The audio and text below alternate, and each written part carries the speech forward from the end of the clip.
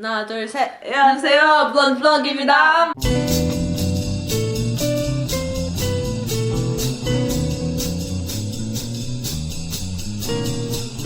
Last time you said 하나, 둘, 셋, and I was like, 안녕하세요. Okay. My name is Hannah. I'm Becca. And we go to school at the University of Nebraska at Kearney, and we are studying abroad in South Korea! Incorrect.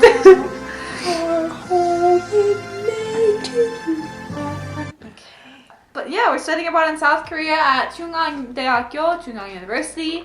And yeah, this video is because we had a really tough experience starting to study abroad.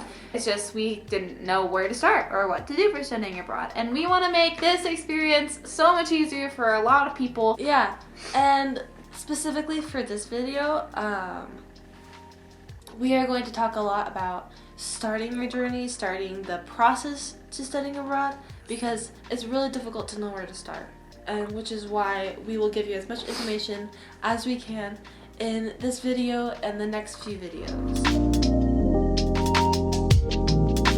When you search study abroad at your university website, there's probably a form that you have to fill out saying why you want to study abroad, where you want to go, or where you're interested in going, so that your advisor will be able to have a general understanding of what you're looking for when you go in to meet with your advisor.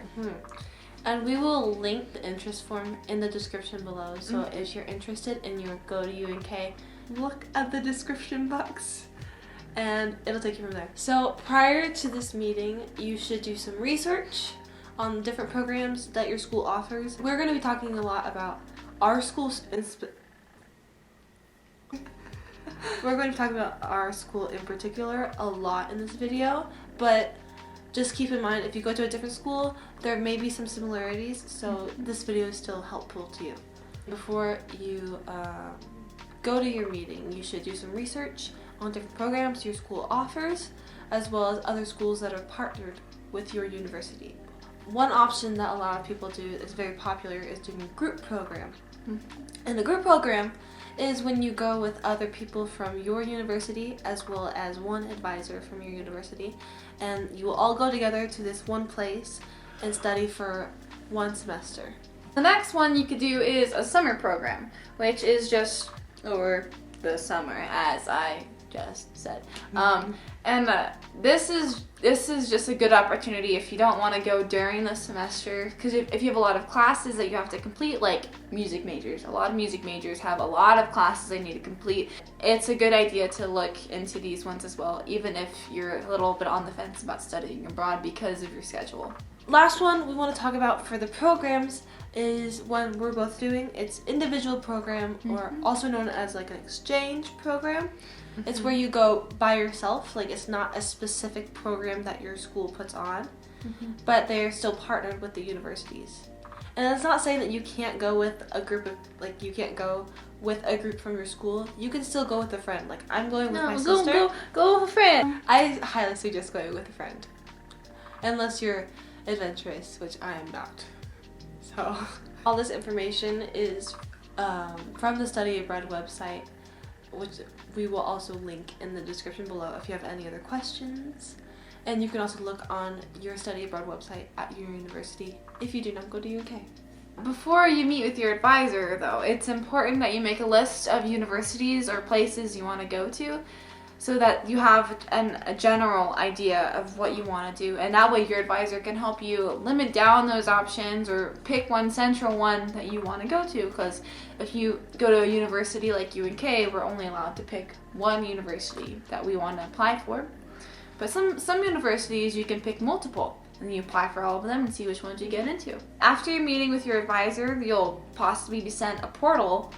It's a portal to take you to the information that you need to complete for studying abroad. At UNK, we have 3 phases that you need to go through. There is the advising phase, the pre-decision phase, and then the post-decision phase, which when you go to your meeting, your advisor will talk about more about that. So, if you do not have a passport, get it as soon as possible. Like as soon as you fill out your interest form and you know for a fact you're going, get your passport, because passports usually take 3 to 6 months. 3 to 6 months for it to process and for you to receive it. So get your passports as soon as possible. I know people that didn't get their passport until like a few weeks before they went, and they still had to you have to get your visa, and you need your passport for that. So keep a lot of things in mind. You don't want all that stress. No. That will just make the experience so much more stressful. It's important to research university and the country that you're going to.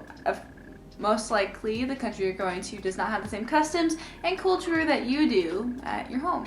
So, it's important to research what you have to expect and what to do, what not to do, because some things might not be considered appropriate in Korea, especially with dress code, hair. Well, hair is generally okay, but especially with how you dress and how you act and manners. Yes. Research all of that before you go there, because you don't want to offend anybody. When you're researching about customs and about different cultural aspects of where you're going, some universities have a blog. Say, yawning. Contagious.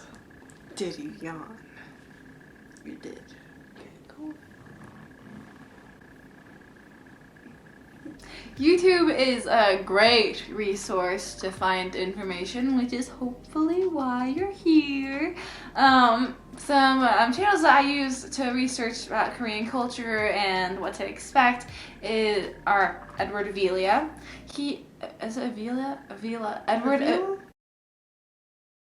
Edward Avila. He does a lot of beauty videos, but he also has videos about when he came to Korea, because he's not from Korea, he's from America, but he went to Korea and is living there for about 7-ish years. He has made a few videos about his experience and what he didn't expect when he got there. There are most likely a lot of other channels that you can go look at and find for your country that you're going to. It doesn't seem like you need to do this, but it's very, very important.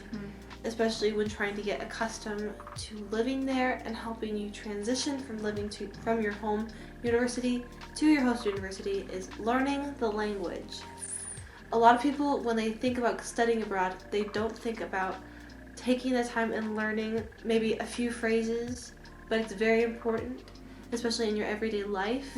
For Korea, learning how to ask for a T-money card is very important. T-money cards are how you'll get around a lot. It's for the subway, and those are very important. So learning how to say, hi, I would like a T-money card, or I want to recharge my T-money card, that kind of thing. Learning those phrases, very important, just to remember them. And some resources that I use personally to help me learn a little bit of Korean was a book set from Talk to Me in Korean. They also have, I think they have a YouTube channel as well. And a website. Yes. YouTube is a very good resource as well. Megan Bowen does a great job of helping people learn Korean. With Talk to Me in Korean, they also have videos on their website that basically is everything that's in the books, so you don't have to buy the books. You can listen to the videos and look on the website, but the books are helpful if you are more of like a hands-on learner. Another thing is to start saving now. It might not seem like it, but those months that you're starting to plan will go by so fast, and it's important to start getting the money together now, because you will need to have that financial support when you go over there. I think every application expects a sort of affidavit or like financial statement saying that you have a certain amount of money, that if something happens to you while you're in that country, you will be covered. What's an affidavit? It's the form. Oh, you said affidavit, and I was like, it's the form. Look at you being all formal. Okay. Another thing that you can do is look for possible classes online. Yeah. Haha. On the Chungang website or your school's website, there will possibly be a list of courses taught in English that you can look at. Some of them might not be in the fall semester or the spring semester, but that gives you a general idea of what you can expect. You can make a list of the ones you might want to take and bring it back to professors or the registrar's office and see what could possibly transfer over. And if you don't have all the information about the class right away, you can bring the syllabi back when you come back from your trip, and then they can help you figure out if the credits will transfer over. Yeah. Yay. There are other things that you have to keep in mind, like visa, like boarding passes, that kind of stuff, just getting ready. But this will give you at least a little bit of an idea of what you need to prepare to study abroad. Yes. And what to expect. Yes. Be looking for the video of our experience going to Chicago, where we got our visas to go to Korea. We have a whole vlog-ish type video about that coming up soon. And yeah, keep on the lookout for other videos about our trip to Korea, and then while we're in Korea and what our experience is like. It's gonna be fun. It's gonna be a fun experience. I'm so excited to go on this trip with you guys, and I hope you stay tuned and keep watching. Bye! Bye!